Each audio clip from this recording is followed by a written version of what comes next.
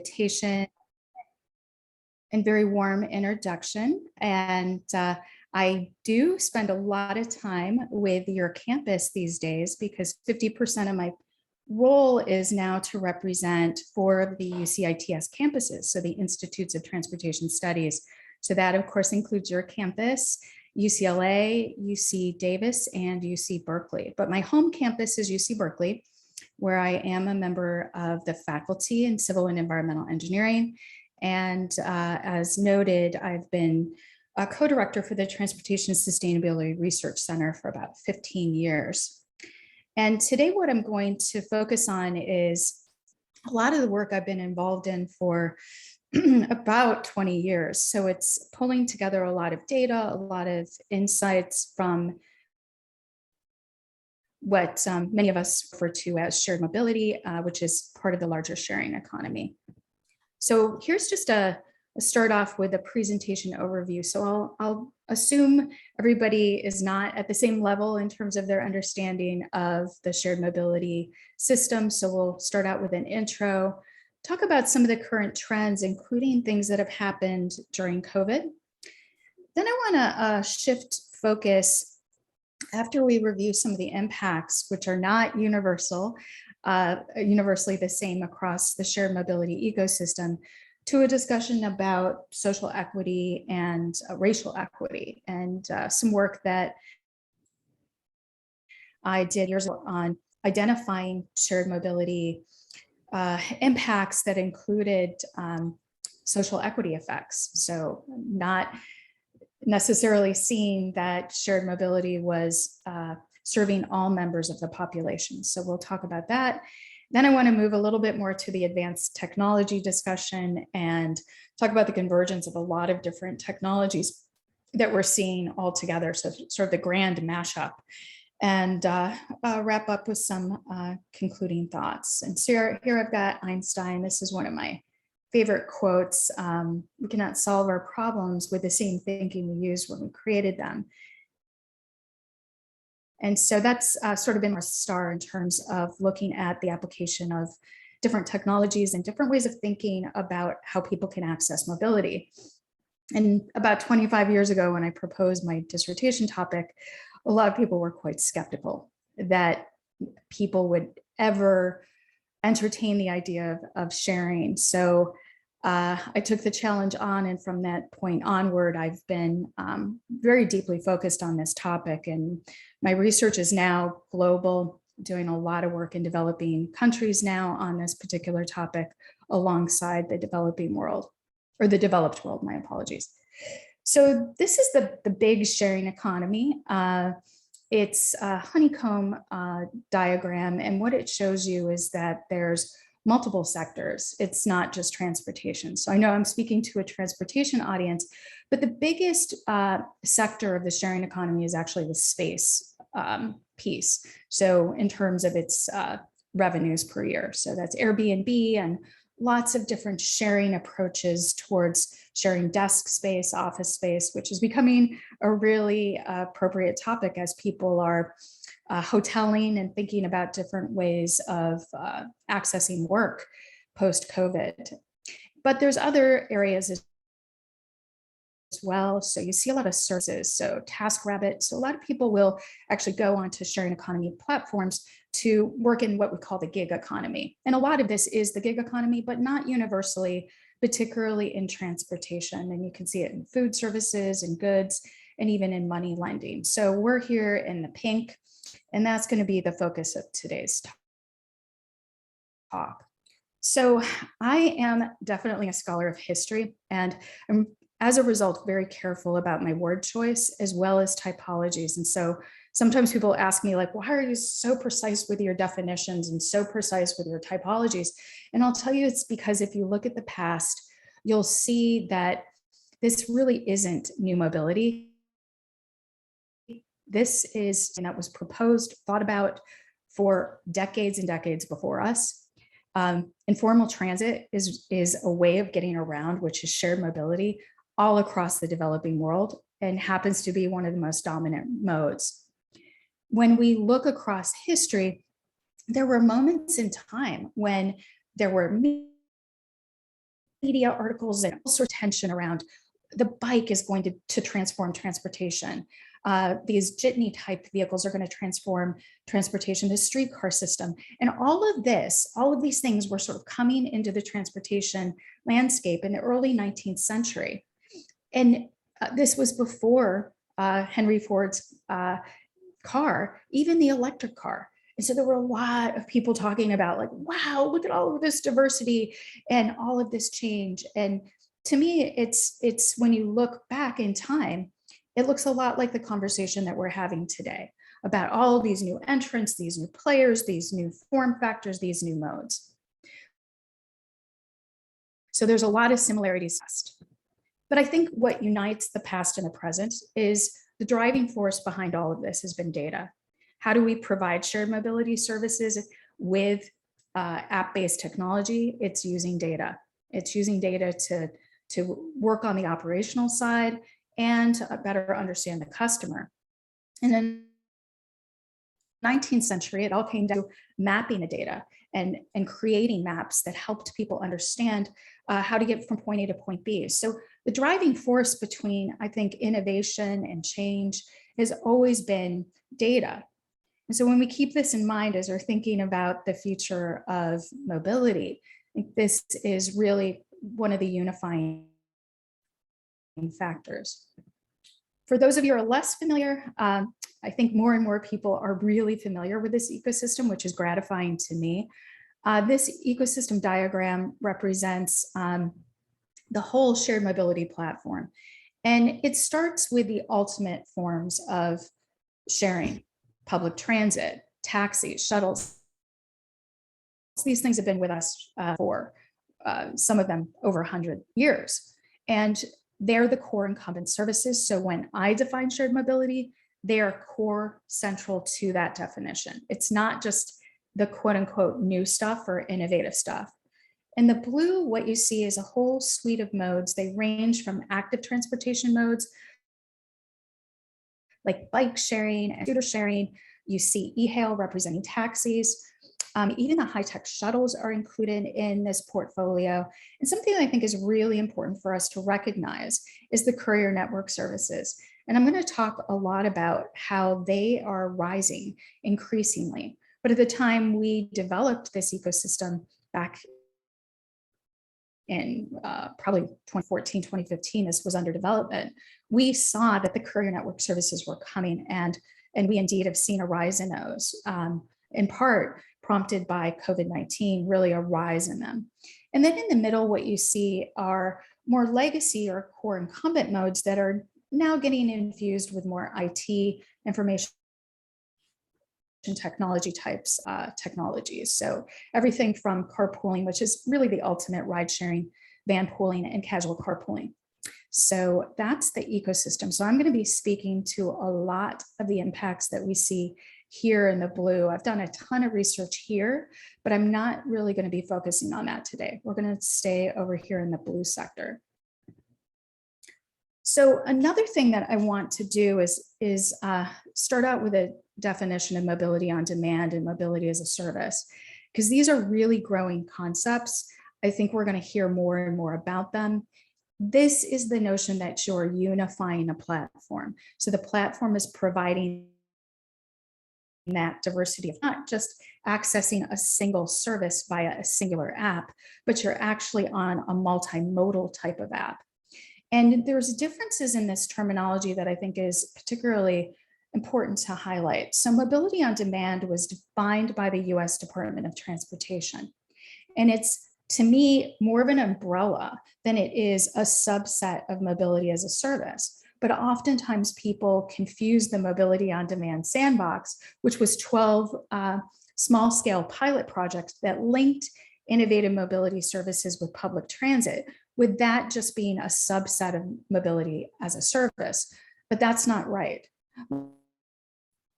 Mobility on demand is the idea of a platform that unifies both passenger and goods movement. So really getting at those courier services, how people access goods, how they access Amazon. All of these things affect the trip chain, the traditional point A to point B. And it also incorporates this idea of feedback control mechanisms. how, if we have the data, can we essentially monitor the supply and demand and maximize throughput and societal benefits? And with mobility as a service, this is more of a concept that originated in Europe. And I think this really echoes the strength of the public transit system in Europe, and that a lot of people don't own cars, and a good share of their modal split is actually public transit, is the idea of unifying a platform around public transit with shared mobility services. And this vision of mobility as a service ultimately aggregates to a subscription idea model. So think of taking your lease of maybe $350 a month or $500 a month and converting that into a subscription plan where you have access to a whole suite of modes. And so we're seeing a lot of this being tested. Ubigo is one of the most famous applications from Sweden. We see it in Stockholm, we see it in Gothenburg. But what makes these concepts similar is this idea of what called for a long time seamless routing, booking, payment. And I wouldn't say that's necessarily the secret sauce of this, but I think it's a big piece of it, is making the experience seamless, trying to make those connections that people have to make between modes, if they are being intermodal, less disruptive, and really bringing about that physical integration with fare payment and digital. And physical integration means that you could have a mobility hub where these things are physically co-located alongside virtual co-location on a digital platform. So I think those things are really important to understand. The other concept is just the commodification. So by what we mean is you're really seeing the marginal costs of each of those trips, if they're goods movement trips or passenger trips. And so they're being commodified. They could also be commodified on other dimensions, clearly not just cost, but travel time. And they could be commodified on other dimensions like greenhouse gas emissions. So what's behind all of these trends? Well, there's a lot of technology trends, I think, that are quite obvious, that are pushing these ideas of these major platforms forward, like mobility as a service and mobility on demand. It makes it possible to do things a bit differently than just the physical maps of the past did. There's also a whole suite of mobility trends. Prior to the pandemic, we were constantly talking about congestion. We really are still talking about how do we manage the demand for the highways? How do we get people back on public transit is a popular conversation now. There's still a lot of conversation about the role of shared mobility overall, as well as the introduction of autonomy or advanced driving systems to include that. There's always been a conversation about transportation demand management. Today, we're talking a lot about the relationship between work from home or telework with public transit and shared mobility. And overall, just a lot of interest in dynamic management. So road pricing that changes by time, or zonal pricing or management, or dynamic curb management policies. So a lot of these things are behind the notion of these. And then just overall societal trends. Our society is, our population is growing, and the number of older Americans is increasing, as well as, this isn't necessarily decreasing, but we have 20% of our population that has disabilities. How can we serve this diversity of markets better in light of all of these things?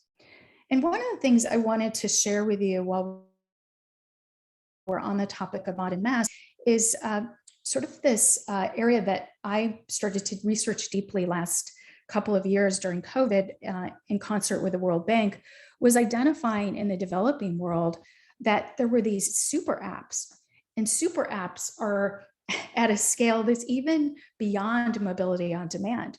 They are essentially lifestyle, and we see them in all parts of Asia. They are popular in the Middle East. They are potentially this driving force that's going to take us into open platform payments that are essentially helping guide and direct us. And I think mobility on demand captured some of this super app concept through the idea that we could also be doing commercial transactions. We could be buying our groceries all within inside the same app. But this could also be accessing entertainment, telehealth, all sorts of things. And what we're seeing is that these super apps are very, very dominant and becoming more and more popular in the developing world. So what does that mean for the developed world in the context of both these concepts? So that's a question I'm really intrigued by today. Excuse me, Professor Shaheen, the network is a little bit sporadic. Okay, let me see if I can stop my video and see if that will help. Okay, thank you for letting me know. All right, hopefully this will stabilize a little bit. Okay, so let's get into some of the modes that I want to dig down deeper on. So this is car sharing. And so I'm sure many of you are aware car sharing comes in a whole variety of flavors. Round trip car sharing was the original. That's kind of the zip car model, go into and out of one location. One that's getting a lot of attention and actually really moving into that profitability area alongside companies like Zipcar is peer-to-peer car sharing, where people are putting their own private vehicles into car sharing. Platforms like Turo, Getaround. One-way car sharing is where you go point to point. There's a variety of different models. I'm not going to get into all the details here. You might recognize Car2Go. I've done a lot of research on them. I'm going to share some of the impacts of their service. There's Get and Go, which is the gig system. That's here actually in the Bay Area where I live and work. And there's a whole area that BMW and Daimler put together, the Share Now services. Many of these services have pulled back, I will say, in North America. And then there's fractional ownership. This is almost like just co-ownership of a vehicle, typically done through a subleasing model, and then it could be actually put on a peer-to-peer platform. And so this has been tested a number of times, but less popularized at present. Some people think that if we move into automated vehicles, this could be a much more common application for people that want to make money on those cars. So this represents the worldwide status of car sharing. So I no longer do this work. I used to do it for a very long time, pro bono, and I just don't have the bandwidth anymore. So this was my last worldwide census, but what it can show you is that across car sharing, this is the total number of members that we were counting globally, and the number of vehicles. This ratio is something that I came up with probably about 15, 20 years ago to give me a sense of, and everybody else a sense of how intensively those vehicles are used. So this essentially means that in North America, there's 90 users accessing approximately one vehicle, right? And so what you see is more intensive use in Oceania, in South America, and Africa. And when I got in the game of car sharing, the rule of thumb was something like 25 members to a vehicle, in which case you'd see more suppression of car ownership, and you would see more people selling a car because they were using it more intensively. When you see these higher ratios, it's a lot of people having access to a car, but they're not using it as frequently. So the lower the ratio, usually the more impactful car sharing is in terms of taking cars off the road and associated emissions. So this is an infographic of one of the very first round trip studies we did, and it dates back to around 2010. And what this shows across North America is the impacts of car sharing. So this was just round trip itself. What I was struck by was that about 25% of the people who are members of these systems sold a vehicle, and about 25% postponed. And overall, we developed a metric to help policymakers understand, if we support a car sharing vehicle through our policies, through our access to the curb, for example, providing a free parking space or discounted parking space, how many cars is that taking off the road? So we estimated it was somewhere between 9 to 13. The 13 includes hypothetical suppression of vehicles, and the 9 reflects those people who said they sold a car. So that's why there's a range there. So methodologically, we have always felt that you can't just ask how many people sold a car to really understand the impact of shared mobility. You had to also ask, is this keeping you from ever owning a car? And I'll talk more about that suppression effect as we move through the slide deck. We've also done a lot of analysis here. This is a lot of algorithms, a lot of calculations to get these numbers, but what you can see is a similar range. So this is for people that actually sold. This would be sold plus postponed on this side of the spectrum. And you can see VMT reductions of around 30 to 43%, GHGs around 34 to 41. The reason this isn't exactly the same as VMT is, right, we're accounting for the emission profiles of the various vehicles. And then you can also see this converted in terms of GHG reduction with respect to metric tons. A lot of policymakers like to see either percent change or metric tons. And then finally, what you can see is people are saving money when they go away from the fixed cost of auto ownership to variable costs. A lot of them were saving money, and you can see the range is anywhere from $154 to $435.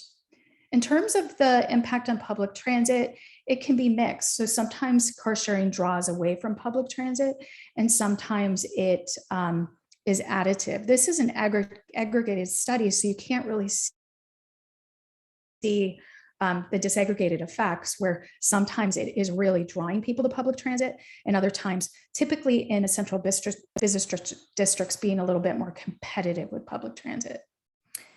So this is just a histogram to show you how we get that full and observed impact. And I think it's quite instructive, because what it's showing you here is that the impact is not homogeneous, right? It's not one single metric. A lot of people are in small ways, reducing their impacts on GHGs. But then a lot of people who didn't have access to a car are increasing their VMT and GHG emissions. And you can see all these little calculations, right? But their net effect overall is this net effect when canceled against the increases of a net reduction. The observed impact is the actual cars sold. The full impact is the cars sold plus the postponed car purchases. But I think this is really instructive. So, because I think a lot of people think, oh, okay, so somebody joins car sharing, they're going to reduce their GHGs by 27%, but it's not happening in that way. It's actually across a spectrum. All right. So this is another study that features Car2Go that I talked about. This was a study for the first time where I got permission to do two things. One was to disaggregate by cities. So the car sharing providers were very concerned about disaggregated effects due to competition in the market. And by the time we had reached this study, we were able to convince some of the stakeholders to let us start doing city by city analysis. So you can see the effects of the built environment, land use, and sociodemographics. The other thing that is quite notable here is that this is the first time we access activity data. So here's a similar infographic, and what you can see is the impacts are different, but the time frame is different. So people are different. We're also looking at a different mixture of cities. We're looking at a new business model. So it's hard to unravel, like, is one-way car sharing that much different in terms of its impacts? I think it is, because people tend to use it less intensively. But here you can also see a positive impact of one-way car sharing on the environment. So about 2 to 5% sell a vehicle, and about 7 to 10% postpone a vehicle. So those numbers are notably different, but I have more precision here with the activity data that I'm going to talk to you about. One Car2Go vehicle is replacing about 7 to 11, so not that different from the 9 to 13, but we have lower reductions in VMT and GHG as show up here. The ranges also reflect what I told you about the observed, and then that total, which includes the sold cars and the postponed cars. So a couple things I wanted to to talk about here before we leave this. So how did I get better precision with the activity data? So what we do is we take a de-identified ID number, we link it to the activity data. So that's the actual activity of the user themselves. With that de-identified number, we're able to link that data to their survey data in which they're telling us, did I sell a car? Did I postpone a car? You can't pick up data like that. Did I take transit more? Did I take transit less? You can't get that from the activity data. The activity data tells me when they took a trip, how long they took that trip. Some other types of variables may be state of charge of that vehicle because we did have EVs in the fleet, but it doesn't tell me those human aspects. But what I was able to do was look at whether or not I really believed that somebody sold a car because of the application of one-way car sharing. So I was able to get more precisely at causality. So if somebody told me they sold a car and they used it, once every 6 months, and they said one-way car sharing was the reason for this, we are going to throw that data out. So when we were able to then start doing this linking of activity data to the survey data, we were able to get greater precision, and it starts to affect our numbers and our analyses moving forward. It's a lot more time consuming to get the activity data because you got to get data agreements, but it's worth it because it helps, I think, to remove some of the bias of those surveys. All right, let's move forward to micromobility. So there's two forms of this. There's the actual shared micromobility, and then there's just the micromobility. I own my own scooter, or I own my own skateboard. And a lot of activity was going on in this space just before the pandemic, and still a lot now, but this was getting a lot of attention, this whole idea of shared micromobility, new form factors, just before the pandemic hit. So it was really moving up the hype cycle. And when we talk about service models, I think it's really important to understand that there's basically about 3 of these. So station-based is largely where a lot of this started, where you have a dedicated station, but people can go from one location to another. They don't have to necessarily be round trips, but they're station-based. And you've probably seen these docked. But around the time I really started actively researching this, there were a few companies talking about dockless. And one of those companies was actually Jump. And people were quite skeptical. Can we do this with geofencing? Don't people really need to see the street furniture? Will this work? And with time, what we've seen is a growing interest and growing movement away from some of that heavy street furniture-based model to a dockless model. And a few companies around the time I started to study this were also pretty bullish about the idea of both flexible and hybrid models. So, okay, in some locations you might want that street furniture, and in other locations you might want dockless. So they were starting to offer hybrid models. And today you see a lot of this hybridization in the permitting structure of the cities. So a lot of them want that basic station-based system, but a lot of flexibility in terms of permitting the dockless variety. And so prior to the pandemic, so this takes us through that shared micromobility growth. You can see it's growing, growing, growing. And with the entrance in 2018, you see a dramatic growth with scooter sharing entering in. And you can see here in 2019 that it was actually surpassing the dockless and the docked sharing. And here in 2018, you start to pick up on really more growth in that dockless variety of bike sharing. So it was showing up as its own category. Prior to this, it was primarily the docked station-based. And so we look at some more data, which you can see here, what I think is notable, and this showed up in some of my very first research on this topic, was that the actual dominant user group was the non-member, not the member. So a lot of people who use it just occasionally, and a lot of activity actually happens by tourists or travelers who are coming into a region. So they tend to actually generate more of the trips themselves and accrue more of the trip distance. And I think that still remains the case. This shows you the distribution of these shared micromobility systems back in 2019. One of the things I find really interesting about this map is that, yes, you see the coastal activity and the activity around the Chicago area, which was pretty classic in the early days of shared mobility. But what I think is quite interesting is the distribution of the systems, right? They're all over the US. Maybe they're not at a larger scale, right? But a lot of cities are taking this on, and this is a growing trend, not just in shared micromobility, but in things like microtransit. Here's scooter sharing. Similar phenomenon. And what's interesting here, I highlight with this red circle, we see a lot of activity in the Texas area, and you can see the scale of the vehicles is actually quite large here. So interesting trends in terms of the size of the markets and where they're showing up. And you can see larger dots in places where we typically didn't see a lot of shared mobility activity.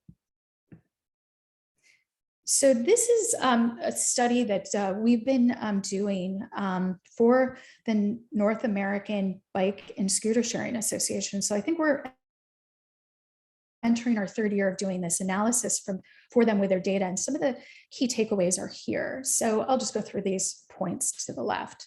So the micromobility riders took about 157 million trips across nearly 200,000 vehicles in about 300 cities in the year of 2019. And this was really at the height of shared micromobility before COVID hit.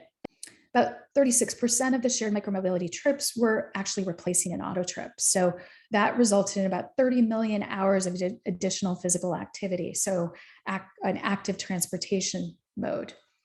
And reduced auto trip making. So this is something we're often asked to provide some kind of metrics on, is how is this affecting auto use? And it reduced auto use by about 60 million pounds of CO2 emissions. So lots of interesting data. We continue to monitor this over time to see how it changes and develops across the US and Canada. This slide I wanted to draw attention to because it talks about social equity pricing. One of the areas of shared mobility that really started to lean into the idea of equity pricing for lower income or underserved populations was actually bike sharing. It was a requirement in many ways to get the funding from cities. And we also see some of that in car sharing, but car sharing was less likely to get large-scale subsidies. In fact, at most, it might get a parking discount. Early days, it might get free parking. But the social equity programs really were more dominant in terms of social equity initially in the shared micromobility systems. And about 86% of those providers are offering shared discounts to their members. And the average cost of those discounts show up here, but it's about 52% to 69% less than the average yearly pass. And what you can see here is with that discount, they're coming in at about $52 for an annual discount on average across these 12 cities, in contrast to that 167.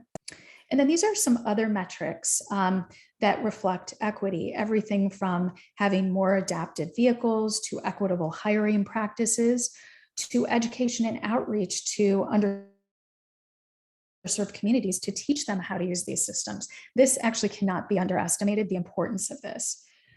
Geographic distribution, so making sure that these systems are showing up in underserved communities, and alternative forms of payment. So people are often unbanked or underbanked. How are they going to pay for this system? So a lot of emphasis on the incentives or discounts and those alternative payment methods.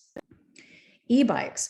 So I would say, like, one of the really big stories in shared micromobility from that first hit of COVID in 2020 was a dramatic increase in e-bikes in these systems and the use of these systems. So just growing in 2019 to 2020, which was, kind of a interesting year with COVID, right? A lot of people sheltering in place. it increased 3 million. So a lot of interest in growing the e-bike portfolio. Wanted to take a moment here to talk about COVID. So we also worked with NABSA on these data and analysis, and what you can see with COVID hitting is a dramatic decline in the use of these systems, because a lot of systems pulled back, even though a lot of people were interested in using them because this was a way to avoid being in a shared vehicle or shared public transit vehicle. But then what we see is the growth coming back. And what I think is interesting is that by the end of the year of 2020, the ridership was within 20% of the previous year's levels. So it was coming back. And it's important to note that about 75% of the suspended systems had reopened by the end of 2020. So there was a desire to keep them going. So the dark line, just to make sure you're aware, is our shared mobility, shared micromobility line, and the light blue is your transit line. So you can see it's really coming back, not quite to the 2019 levels, but this is your public transit line. So transportation network companies. So prior to the pandemic, again, I want to give you some numbers. You can see that the dominant systems are Uber. They're a worldwide company, 65 countries, 600 cities. Didi, you're looking at 400 Chinese cities, Brazil, Japan, etc. Grab, Southeast Asia. Lyft is more focused, as probably most of you are aware, on the US and Canada.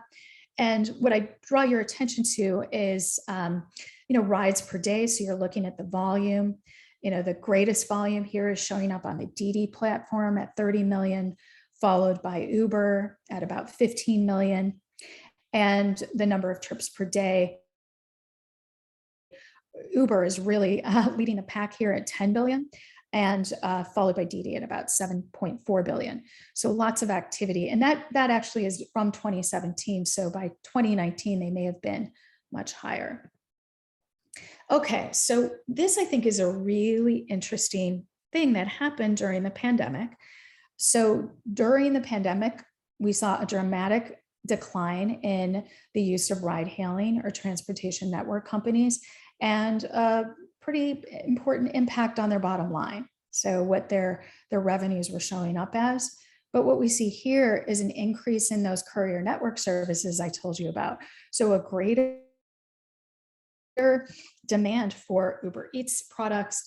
And we've seen this across the board in the gig economy. A lot of drivers actually pivoting to courier network services. And Uber continues to be quite bullish on the delivery market and has actually backed away quite a bit from the Uber pool market, not really entering back into the pooling model, focusing on the transportation network company model and also the delivery model. I also wanted to share with you, you may have seen this about, 8 weeks ago or so, or 6 weeks, time flies. I'm not sure exactly when it was, but Uber announced a partnership with Flywheel, bringing the taxi industry onto its app. So I think another indication that we're moving towards something that's a more integrated platform, giving access to more mobility providers, all on that same platform. So let's take a look at some impacts. So I carefully watch all of the studies in this space. And what you can see is studies that aggregate across cities like Klulau and Mishra across 7 cities, Fagan and Murphy across 7 cities. All of the other studies tend to highlight specific cities. Aggregation makes it really difficult to understand how cities are different, and I think can be a little deceptive. And I say that about my own work, right? Going back to that round trip car sharing study. But one of the things I really wanted to highlight here is take a look at the impacts on public transit. So if the TNC were not around, so this is the counterfactual, how would you have taken a trip? So TNCs are competing at about 22%. So taking about 22% of that modal share away in LA, about 34% in San Francisco, and about 36% in DC. This is our latest study. I wanted to feature it here because this is the study that many of you may know we've been working on and worked on for 5 years with Uber and Lyft. We had access to activity data. We had access to driver data. So we essentially fused something like 5 data sets in order to do this analysis. That in and of itself is a full presentation, but I just wanted to show you, when you look across these studies, how these impacts are different. So this is actually my first study that I did with Bob Cervero and Lisa Rail, a doctoral student. We saw 30% competition in the very early days, and you can see that's fairly consistent with what we saw in the more recent analysis with more robust data. Boulder, Denver, coming in at about 22% competition with public transit. Gerke et al., which focused exclusively on the Boston area, at about 42%. And here, Robert Hampshire's study focusing on Austin, Texas, where the public transit network is less robust, at about 13 or 3%. And then these aggregated studies coming in much, much lower. So you can look at all of the impacts across this, but these are, I think, really important to take a look at. We found that in the Martin et al. Study that in one city of the 3, we actually saw a net VMT reduction and net GHG reduction. And I'm curious what you all think, which city that might be. Maybe we can talk about that at the end. TNC mileage metrics, there's been a whole lot of studies here. I think what is the big takeaway is that with on-demand mobility, we're seeing increasing mileage from both taxis and TNC. Shaler's done a lot of work on this. Another study that focuses on TNC mileage. So when you bring a transportation network company service in, there's deadheading or empty miles when people aren't in the vehicle, but you also see that increasing demand for the service. So increases in VMT here citywide, and here Bruce Shaler focuses on a range of cities. So common theme of about 7%.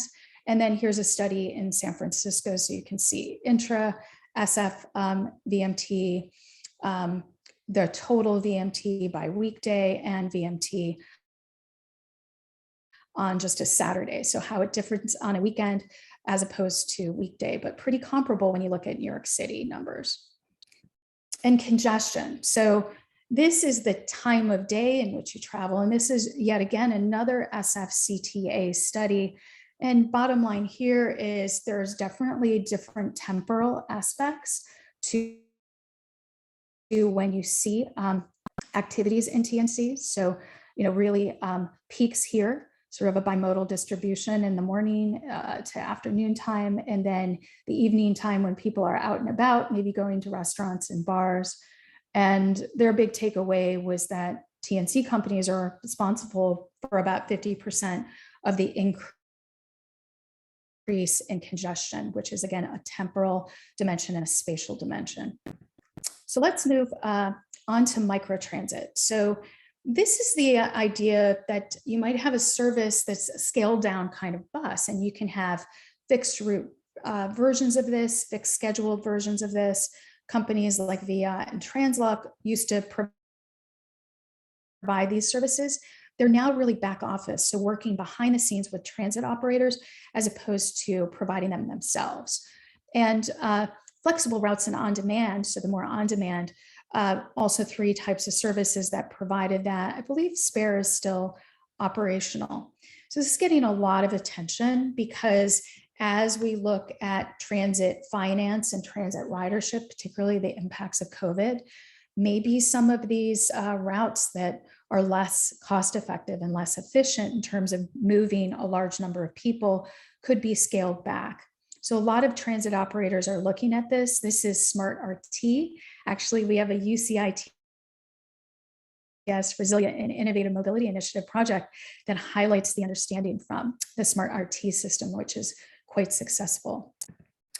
This is a map that I did with some colleagues of mapping the microtransit services. And a couple of things I want to show you here is, again, look at the distribution. It's not the story of just those coastal cities. They're distributed across the board. And in this analysis, we also disaggregated this by type of service model. So FMLM, first mile, last mile. So look at the yellows. Darker blue is low density. So those are areas where you're more in a suburban or rural context. Off peak is red. So that might be the late night services where you don't have any transit at all, but you have people working in restaurants, bars who need to get home, or medical industry. And then paratransit is, I think, this shade of green, which is hard to pick up in this particular. So that's for people with disabilities. And we see some activity in that area. And what I think was really interesting about this research is the low density. That's your light blue. And what we saw, well, a lot of people at this time were talking about these four business models. Nobody was really aware of that this was happening in low density areas. And what is unique about all of these is they are not a subsidy model. They're actually an agency operated model.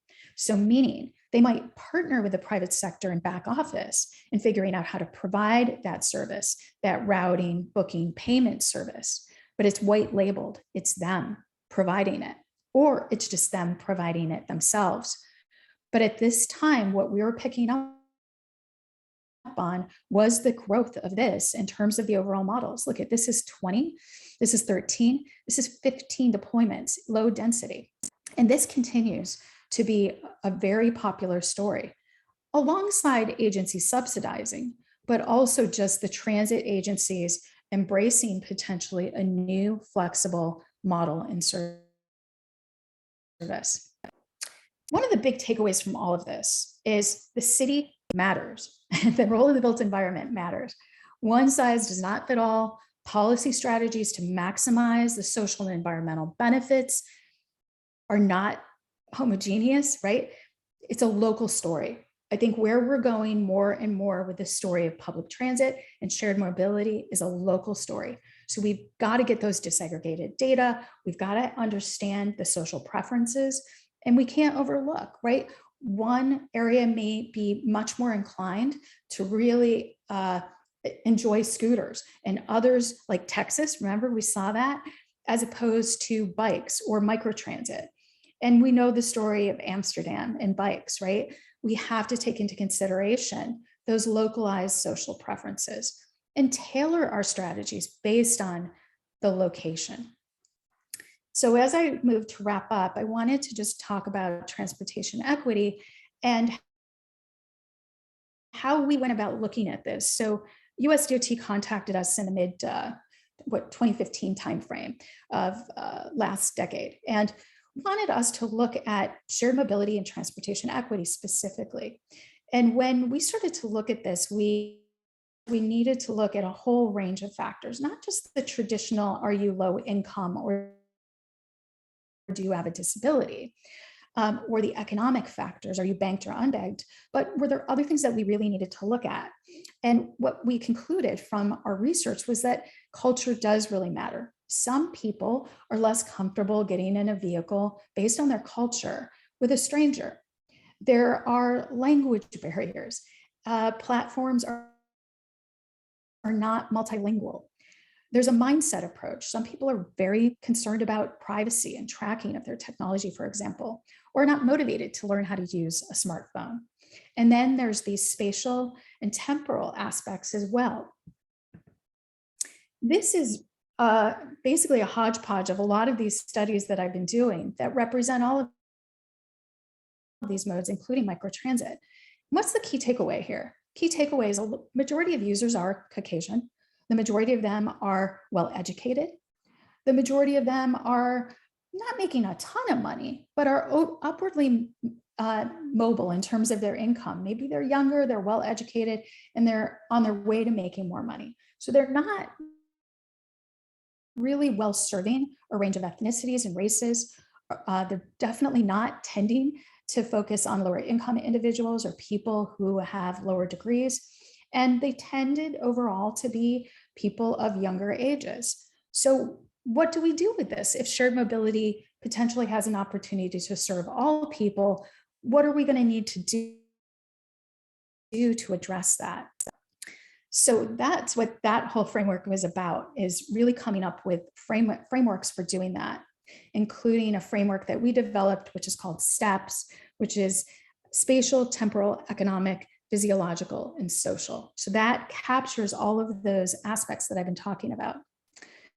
And also, as I promised, I talk about a bit about autonomy and electrification. So what we see is more and more, it's not just the IT, the electronic and wireless communication systems, the apps, it's also the electrification and the automation. And what you can see here is this is actually a figure Ryan Chin loaned me from Optimus Ride. They've actually sold to another company, by the way. What we see in terms of the spectrum of full battery electric vehicles, from renewable power to 50% renewable, down to those plug-in hybrids, ICEs, and diesel. And so the private car kind of lives down here in terms of the dimension of powertrain. And then you see the idea of robotaxis, this idea of Uber, Lyft, Waymo, Emotional, all this idea, often using plug-in hybrids in their models, and falling somewhere here in terms of sequential sharing. So not necessarily pooled trips with strangers, right? And then moving more to traditional shuttles, where they fall in terms of their utilization. On this axis, they tend to be not powered by EVs. And then the Optimus Ride model, which is really trying to maximize the utilization, the pooled rides, and also that electrification along with autonomy. So this is, I think, where we're driving towards. Will we get there? Lots of reasons this could be delayed in terms of business models, people's willingness to get into a vehicle with a stranger without anybody on board, as well as mixed traffic issues associated with autonomy itself. So this is the great convergence. And we think about it in terms of these 5 areas. A lot of people talk about the sharing, the electrification, the autonomy, but there's really this importance of that seamless routing, booking, payment, which doesn't necessarily have to be commodified on a super app or a mass or a mod platform, but these things do tend to couple together. So our tracking suggests that there's really this big convergence of these 5 items. And mind you, we're also calling out that last mile delivery, not just the movement of a person from point A to point B. As many of you probably know, there's these 5 levels of automation. So 4 and 5, this is where you really get to those high levels of automation. That's where a lot of the companies are focused on. They're getting their permits, trying to do testing. Waymo's doing testing, moving more and more towards that level 5. And Phoenix just got a permit to start moving towards an expanded trusted tester program in the San Francisco Bay Area. So a lot for us to look in terms of shared automated vehicles, and many of which are electric. So sort of the final story is when we think about where are we going, this is a scenario analysis type of exercise, right? You start here on this spectrum with personal vehicles and drivers, maybe some incremental change here occurring in terms of the vehicle control system, and then all the way up to this personal automated. And many suggest in the sharing space, this could be a big winner for small and rural communities to have maybe a fractional ownership model of personal automated vehicles that can also move people around. On this side of the scenario planning quadrants, what you see is more sharing instead of ownership. And here you see incremental change occurring. That's where I think we really are today. And then up in this upper quadrant, really this idea of shared automated taxis in transit-oriented regions. So really moving towards that. We adapted this from Deloitte. This is where we think kind of the action is going to be ultimately in terms of this story. It's not necessarily going to be one story particularly, but I think we're really living right now in this space down here and maybe gradually moving towards more and more automated driving systems. So SAVs can give us emission reductions, improve safety, increase capacity. They can produce a high fleet turnover, reduce per mile costs, lots of opportunities for density and redevelopment. potentially with these types of services, and the potential to really get people out of private vehicle ownership. But the flip side of the coin, really much higher upfront costs, the potential for increased vehicle miles traveled. So if it's cheaper to travel, easier to travel, do we see a lot of increased vehicle miles traveled? Do we navigate away from public transit? Do we see people taking longer commutes? And do we see deadheading in these roaming automated vehicles? And I think the big question is, will people give up their private car? And a sub-story to that is, will people actually share these automated vehicles? Will they get into a vehicle with a stranger? So concluding thoughts, shared mobility is blurring the lines between what is public and private. I think that trend is here to stay. SAVs, so shared automated vehicles, could achieve more efficiency and improve access to jobs and healthcare, but guardrails of public policy are really going to be needed to future-proof that outcome, if that's what we're going for. The cities and sites, right? It's a local story. We have to understand the local context, and we need to tailor accordingly along technical, social, and legal contexts as well. There's a lot of pilot programs, particularly in the SAV space, enabled by partnerships. USDOT has a whole new round of Innovative Mobility Initiative grants and automated Innovative Mobility Initiative grants. So a lot of interest in looking at the relationship between piloted automated shared services and public transit. And the impacts of all of these emerging services on travel and congestion is uncertain through a whole range of possible effects, including the spatial and temporal distributions. So we need a lot more research, I think a lot more fine-tuned, localized research to inform public policy. So with that, I'm going to wrap up and just share with you, I've got a new book out. Really happy to have this out. I wrote about half of it, and we have invited chapters from about another half, kind of more of a mashup of a lot of engineering concepts, economic concepts, as well as a lot of this impact analysis work that I've shared with you. Many additional resources are available on my personal lab website if you're interested. This is the transportation equity publication, for example. And this is the shared micromobility state of the industry report. I also shared some highlights for you from that. That might be of interest. And the toolkit on shared micromobility policy, which is also a local story of the curb. So with that, I'd like to thank you all and acknowledge all my students and people that work in my lab, many of our funders, and just thank you all for the invitation and opportunity to present today. Well, thank you. Thank you, Professor Shaheen, for your very informative and comprehensive talk covering all the mobility modes. Thank you. Thank you so much. Please join me in a warm applause for Professor Shaheen. Thank you. And now let's get into the Q&A section. We might have Q&A until 10:30. If you have any questions, please feel free to raise your hand or just unmute yourself or type them in the chat box. Well, I actually have a question for everybody for the chat box. Oh, yeah. So I showed that TNC study that just came out that has San Francisco, LA, and DC in it. Which of the three cities do you think showed a net VMT GHG reduction? Can you guys tap that in the chat? DC? Any other takers on DC? SF?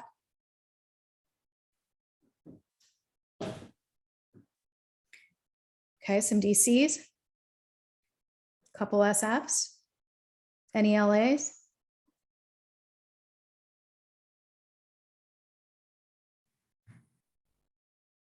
We kind of lose confidence in LA.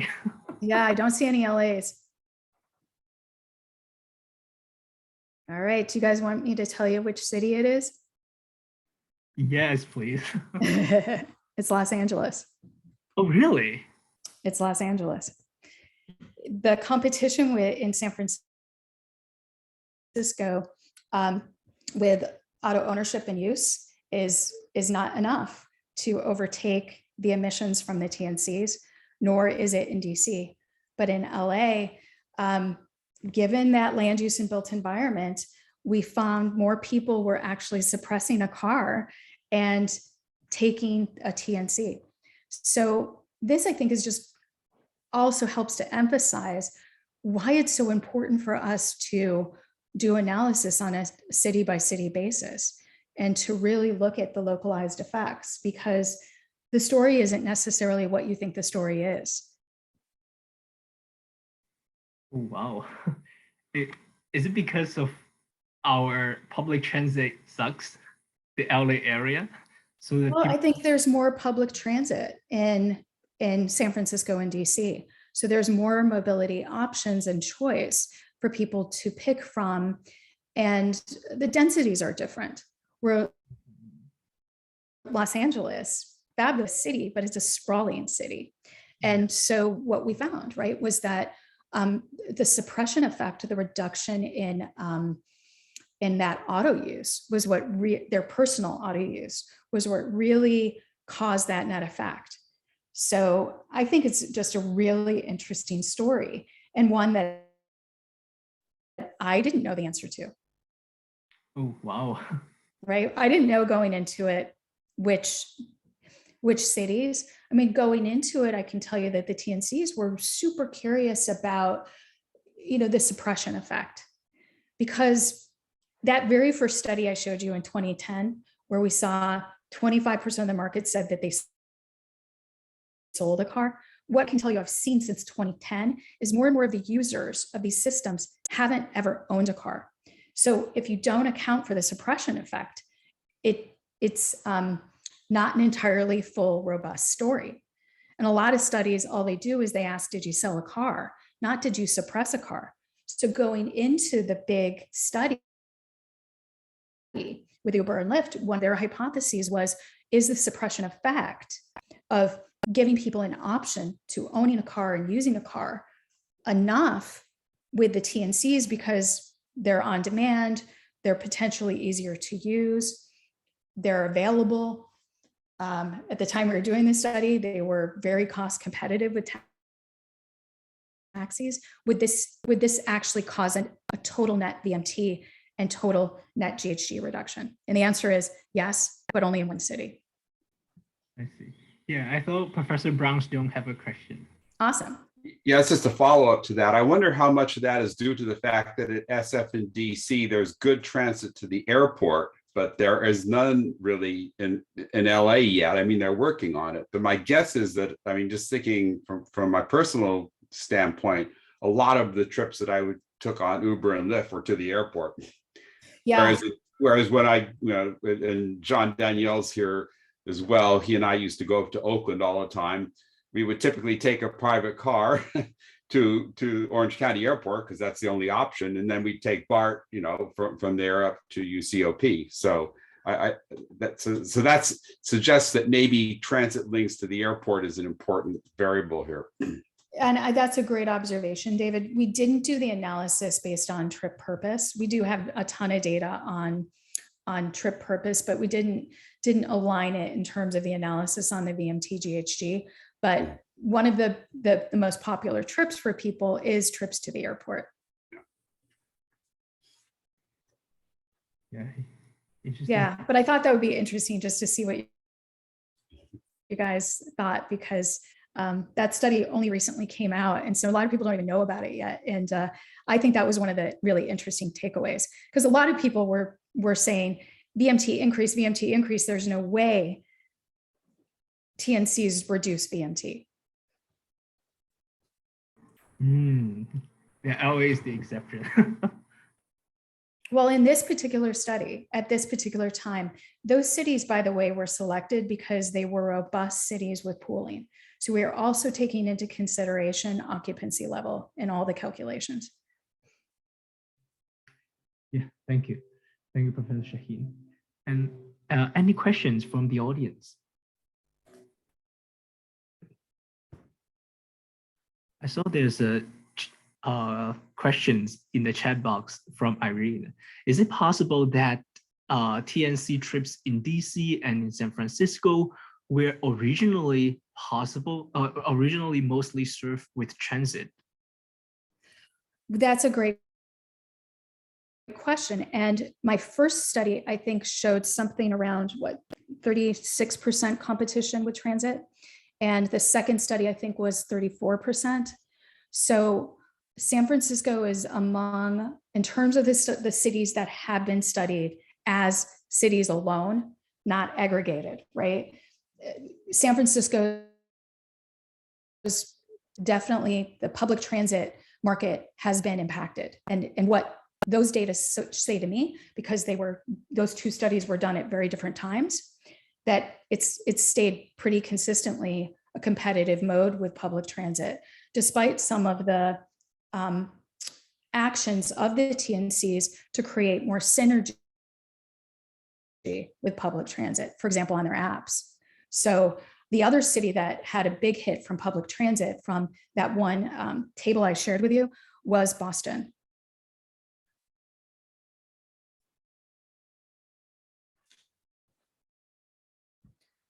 And I stopped my video because I'm for some reason it's sporadic, the Wi-Fi. So I'll try to come back in and out.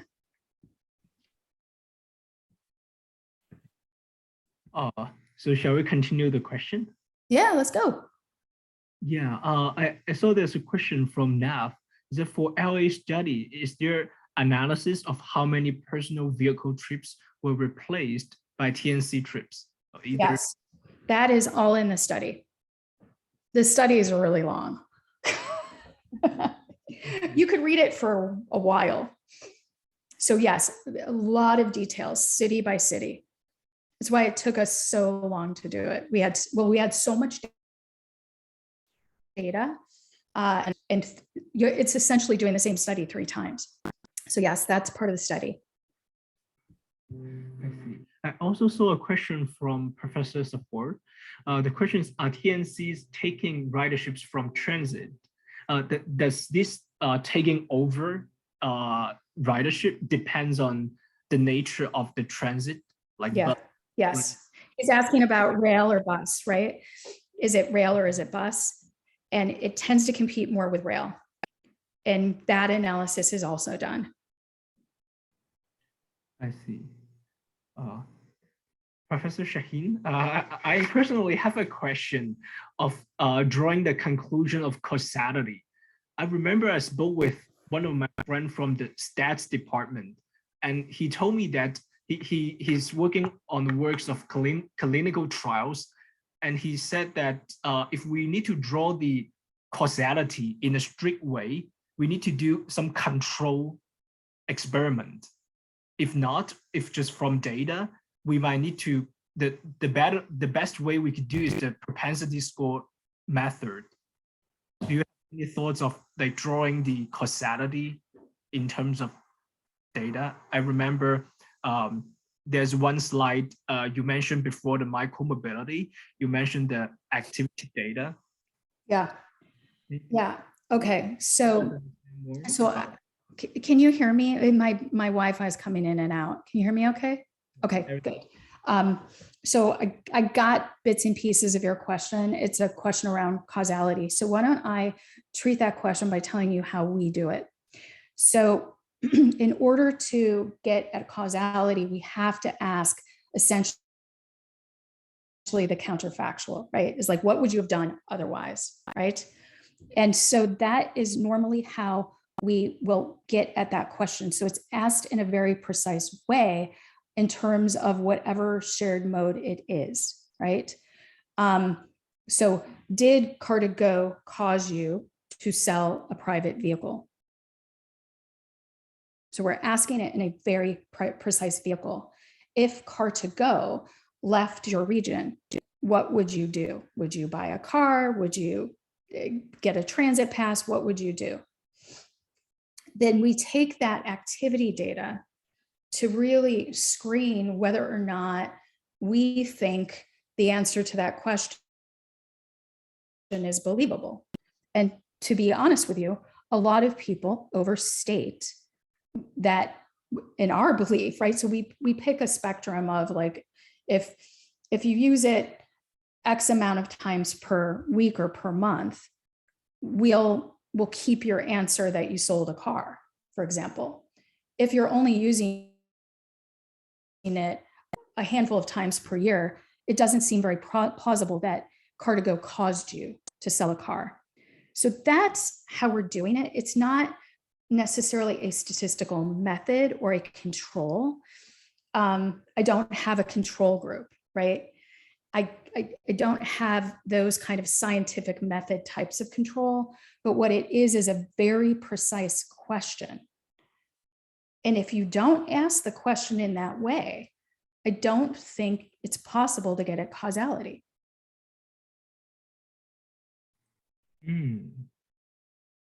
I see. Did you sell a car? Right? I could ask you, did you sell a car? Or I could ask you, did you sell a car because of your reliance and use of Car2Go? That gets at the causality link. And then again, that linking to that activity data set gives us a way of saying, this is an overstated response, or this person was really using it. That also, by the way, led me to start doing a lot more work around looking at how frequently people use these services. So I have a number of new TNC studies that look at frequency of use of TNCs.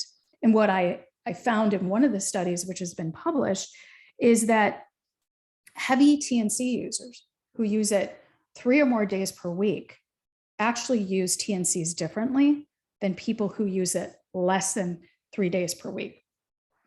And that is statistically validated, right? It's a statistically significant finding.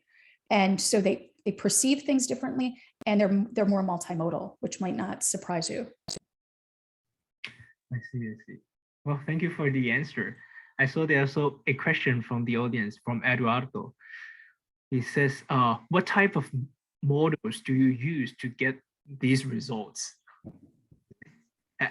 Have you simulated them? Or yeah, Professor. What type of models do you use? Yeah, okay. So I am not using simulated models. I am typically using a range of well, actually, that's not entirely true. Some of the new TNC work I'm doing with a doctoral student using a beam model, and we are doing simulation modeling there to look at automated TNCs. And a lot of what we're doing is calculations. So it's not just like models, but taking results from one question, then using that to go to the next level to calculate the VMT reduction, to calculate the GHG emission. So I have to know basically the emission profile of the vehicle fleet. So, right, understanding it takes a long time to get these analyses done, because it's like a decision tree, right? Like, did they do this? Okay, calculate that. Then what kind of vehicle were they driving? What are they now driving in, say, the Car2Go fleet? It's now an electric vehicle. How many miles? So it's not necessarily like a simulation approach, but a calculation approach to get at essentially those changes. And could you explain a bit on the one-way car sharing trips? Any issues with training tips? Eduardo, I'm not sure I understand in terms of one way. You mean in terms of people being able to get back from wherever they went with the vehicle? Hi. Yeah, that's what I meant. I wanted to ask about a bit more about when you say one-way car sharing. So you mean 2 people sharing one car, one of them just gets a car to get into some place, and then how do they come back? Do they still get the car to do the return trip, or what's your approach in that way? Got it. Yeah, thank you for clarifying. I just wanted to make sure I understood. So one-way car sharing can be used as round trip. So let's say I took a one-way car sharing out to like a suburban office, and I don't want to just leave the car there because I want to get back, people would then keep the reservation open so that they could then get in the car and go back to wherever they wanted. One of the attractions of one-way car sharing is that you use the vehicle for only as long as you need to.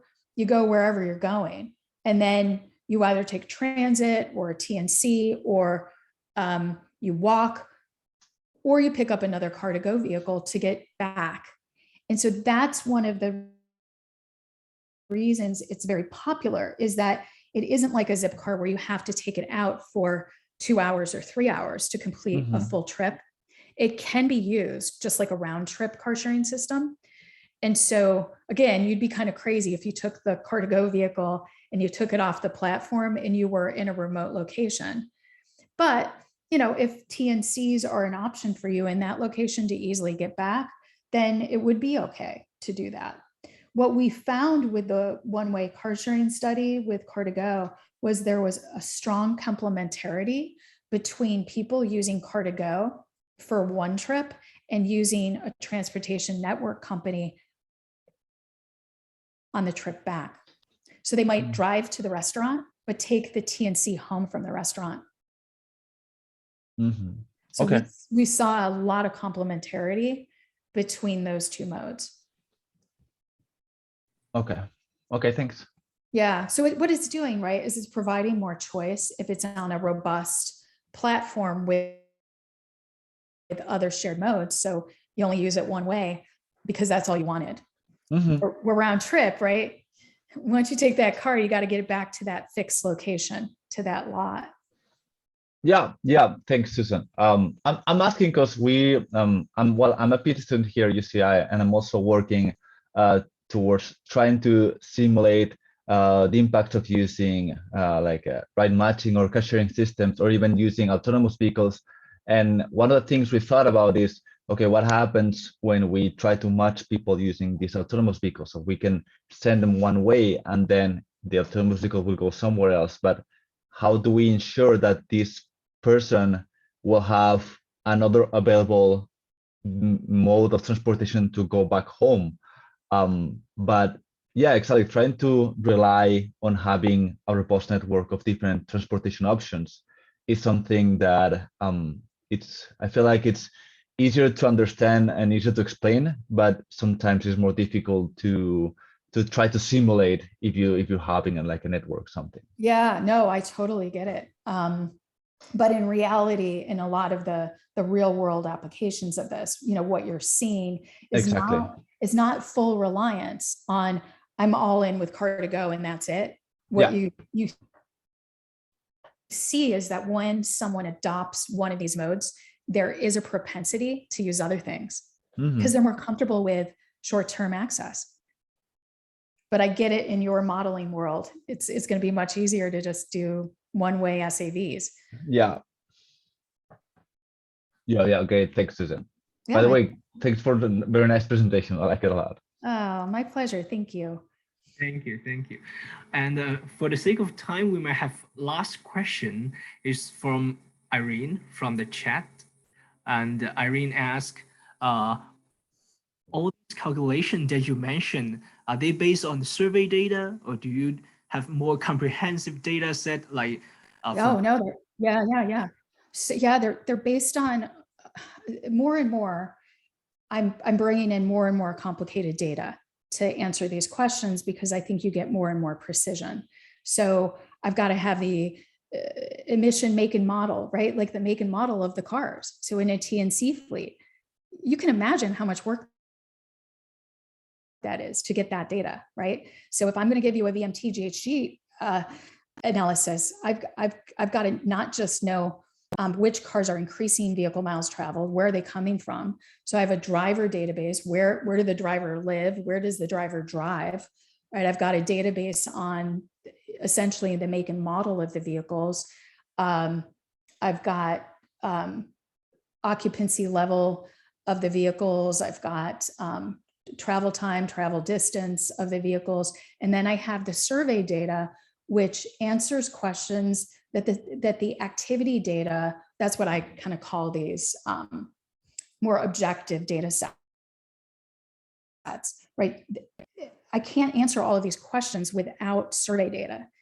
So what we're doing more and more, and it's taking our studies longer and longer to come out, I guess that's a negative of all of this, but they're more precise, is you're bringing all of these different data sets together to have a more precise understanding of the impacts. Thank you, Professor Shaheen. Just a quick question on the survey that you show on the DC, San Francisco, and LA area. Could you show us what's the paper, or what could we refer to? Oh, yeah. I can get you the link for that. Oh, thank you, much appreciated. Okay, thank you, Professor Shaheen. Please join me in a warm applause. Thank you, Professor Shaheen, for your time. Putting the presentation is very informative and very excellent presentation. Thank you so much. Great. I'm glad you guys liked it. And thank you so much for the invitation. I hope you all have a fabulous Friday. Yeah, you too. See you next Bye. time. Bye. Thank you.